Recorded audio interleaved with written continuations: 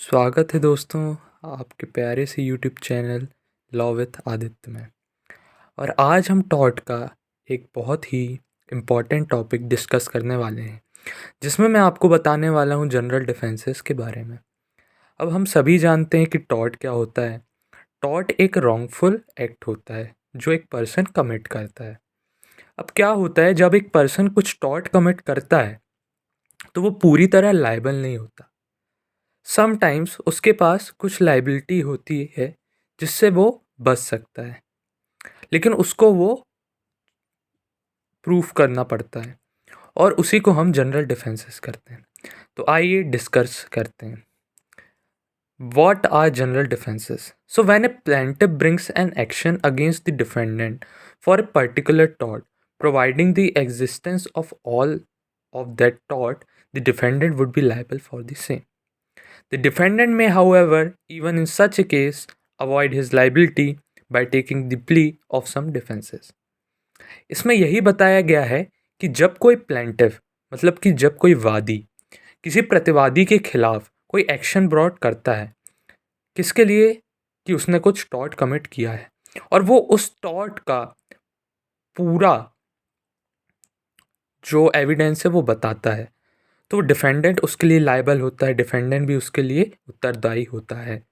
लेकिन कुछ ऐसे केसेस होते हैं जिसमें डिफेंडेंट अपनी लायबिलिटी को रिमूव कर सकता है, अपनी लायबिलिटी को बता सकता है, अवॉइड कर सकता है by taking the plea of some defences, और इन्हीं डिफेंसेस को हम कहते हैं जनरल डिफेंसेस। अब हम बात करते हैं कि कौन कौन से जो जनरल डिफेंसेस है जो हमें टॉर्ट में पढ़ने हैं वो कौन कौन से हैं। सबसे पहला है वॉलंटी नॉन फिट इंजूरिया। इसको हम डिफेंस ऑफ कंसेंट भी कहते हैं। मैं आपको बताना चाहता हूँ कि टोटल 8 डिफेंसेस है जिनको हम स्टडी करने वाले हैं।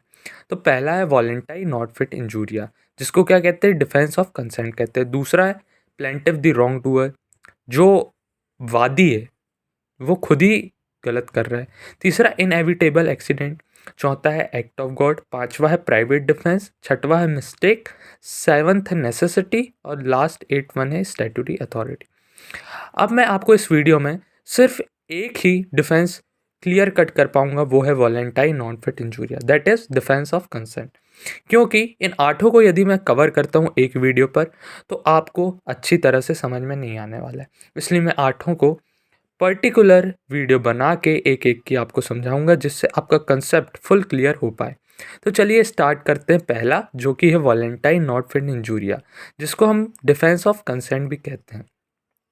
वॉलेंटाइन नॉट फिट इंजूरिया का लिटरली मतलब होता है to one who volunteers no harm is done, which means plaintiff has waived his rights and how now he can't complain.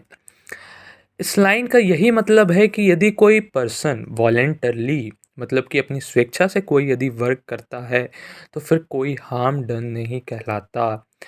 इसका मतलब यही है कि जब कोई पर्सन अपनी कंसेंट देकर यदि कोई चीज़ में एक्ट करता है या फिर उसकी कंसेंट पर कुछ ऐसी चीज़ हो जाती है जो उसको हार्म करती है, तो उसके लिए वो ही लायबल है।